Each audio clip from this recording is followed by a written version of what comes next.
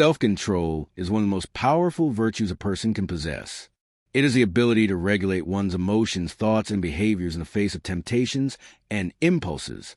A man with self-control can navigate the turbulent waters of life with discipline, patience, and determination, just as a skilled sailor crosses the vast ocean by mastering the winds and waves.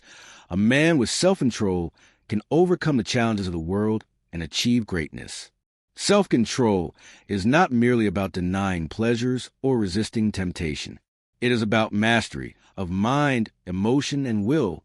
It is the compass that keeps a man on course when the world tries to pull him in every direction. The man who has learned to govern himself is no longer a slave to the outer world. He becomes like a captain with full authority over his ship, crossing the vast ocean of worldly existence with grace, strength, and purpose. Let's explore the depth of this truth, how self-control empowers a man to transcend the ocean of the world. From ancient wisdom to modern psychology, spiritual disciplines to daily habits, we will unpack how mastering oneself is the gateway to mastering life. The ocean of the world is not a physical sea, but a metaphorical landscape, a world of desires, illusions, suffering, and attachments. From the Bhagavad Gita to the Stoic philosophers, many traditions use this metaphor to describe a journey of life and the internal battle of the soul. In this ocean, storms appear in the form of lust and addiction, anger and vengeance, greed and discontent, fear and anxiety, pride and ego. These are like waves that constantly try to sink a man's ship, pull him away from his destiny, and drown him in confusion and misery. The man without self-control is tossed about by every current. He makes decisions based on impulse, speaks words he later regrets, and reacts to life like a puppet on strings. To cross this ocean, one must anchor the mind, master the emotions, and discipline the senses. This is where self-control enters the scene, not as a punishment, but as the path to freedom. Self-control is often misunderstood as suppression. In truth, it is right regulation. Not denying yourself, but aligning your impulses with higher goals. It is the ability to delay gratification, to pause before reacting, to hold back when it is wise, and to push forward when it is right. The man who cultivates self-control gains clarity of thought, stability in emotion, consistency in action, respect from others, freedom from regret. He becomes immune to manipulation, resistant to addiction, and strong enough to walk alone when necessary. In a world that constantly promotes indulgence, fast pleasure, instant results, no responsibility, self-control becomes a superpower. It is the gate through which greatness enters. The ancient teachings on self-control. Stoicism. The Stoics, like Marcus Aurelius and Epictetus, preach the importance of mastering the self. To them, the wise man is not one who conquers lands, but one who conquers his own mind.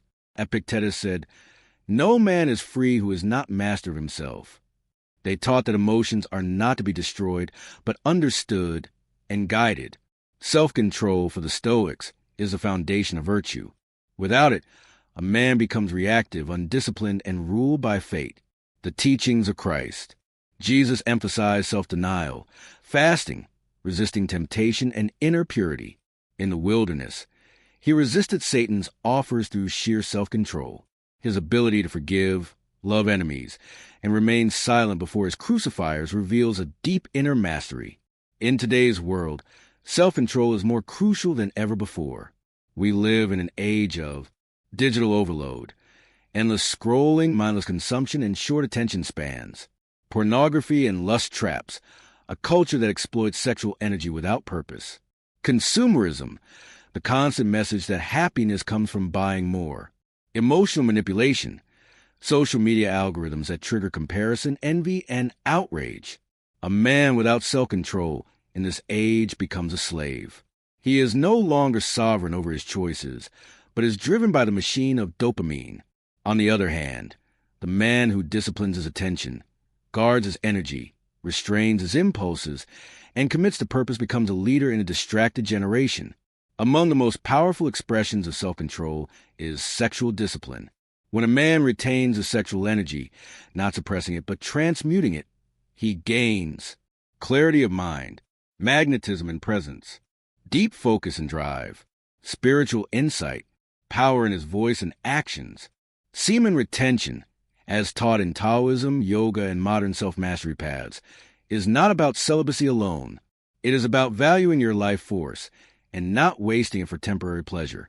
When a man learns to control his energy, he can redirect it toward creativity, business, relationships, and purpose.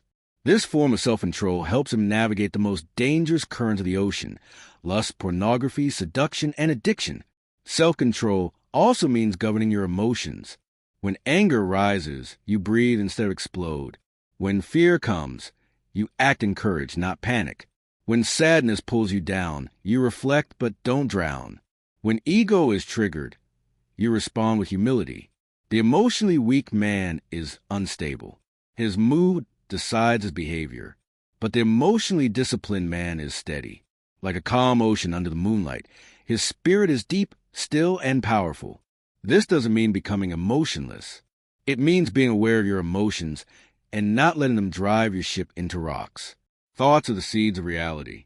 A man who cannot control his thoughts becomes a victim of worry, fantasy, doubt, and negativity. Mental self-control is about choosing your focus, meditating regularly, saying no to negative self-talk, feeding the mind with truth and wisdom. The mind is like a garden. If you let weeds grow unchecked, it becomes wild. But with discipline, you cultivate a space for clarity, vision, and strength. Crossing the ocean of the world requires a strong mind, one that doesn't get hijacked by every wave of opinion, fear, or desire. Self-control is not an abstract idea. It is lived daily through habits: waking up early, training the body, eating mindfully, practicing silence, avoiding useless entertainment, saying no to toxic people, keeping your word, following a purpose bigger than comfort. Each small act of discipline builds your self-control like a muscle. Over time, you become a man who is no longer seduced by the sirens of the world. You become a man of purpose, principle, and power. The man with self-control becomes a warrior monk, spiritual but grounded, passionate but not reckless, strong but not arrogant.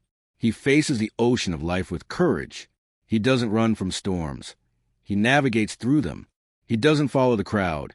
He listens to his conscience. He doesn't chase quick pleasure. He builds lasting fulfillment. Such a man crosses the ocean because he has become the captain of his soul.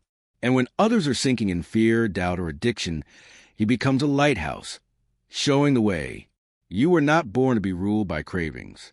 You were not made to be a slave of your emotions. You were created with a will, a purpose, a divine spark. And to fulfill your destiny, you must develop self-control, the golden key to mastery. When you control your energy, you elevate your spirit. When you control yourself, nothing can control you. With it, you won't just survive the sea, you will conquer it.